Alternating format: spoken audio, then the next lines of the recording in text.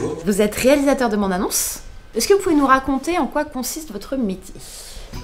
Alors ça paraît simple, mais c'est quand même très compliqué. L'idée c'est que dès qu'un film il est fini, on l'envoie au bureau, hein, je le regarde sur cet écran.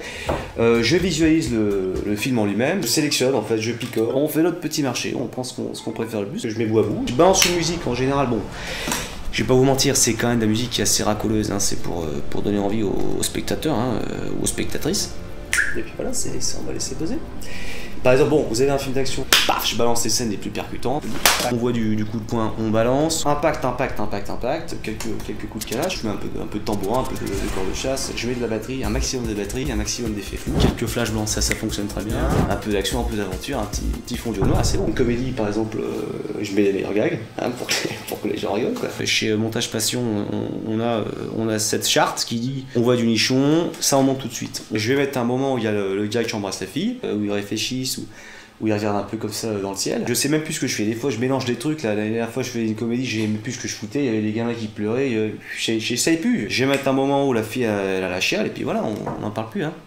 Est-ce que ça vous est déjà arrivé de travailler sur des films que vous aimez vraiment pas? On se démerde avec ce qu'il y a, donc il faut réussir à monter la bande-annonce. Nous les pros, on trouve toujours, bon voilà, je sais pas, il y a toujours une espèce de flou, on prend un plan sur un soleil, parfois je prends des photos que je rajoute, je prends des petits, je sais pas, des visages, des gouttes, des trucs, un éclair, quelque chose. On prend un petit gamin des rues qu'on voit courir, qui joue avec un truc, un lancer de ballon, on travaille sur l'échange, on fait un peu de pêche, un peu de vie, parce que les gens ils veulent ça, ils veulent de la vie. Je monte les plus, je fais tout, hein, je bidouille, je vais, hein.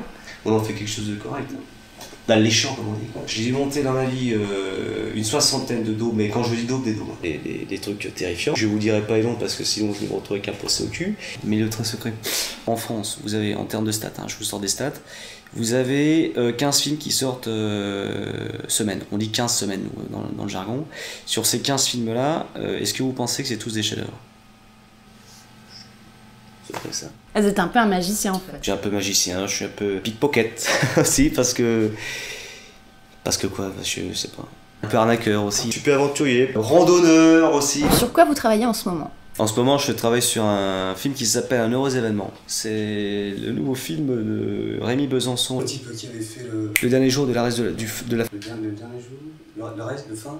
Oh putain, le dernier fin de la fin de ta vie. C'est avec Louise Bourgoin, un jeune aussi que moi j'aime beaucoup.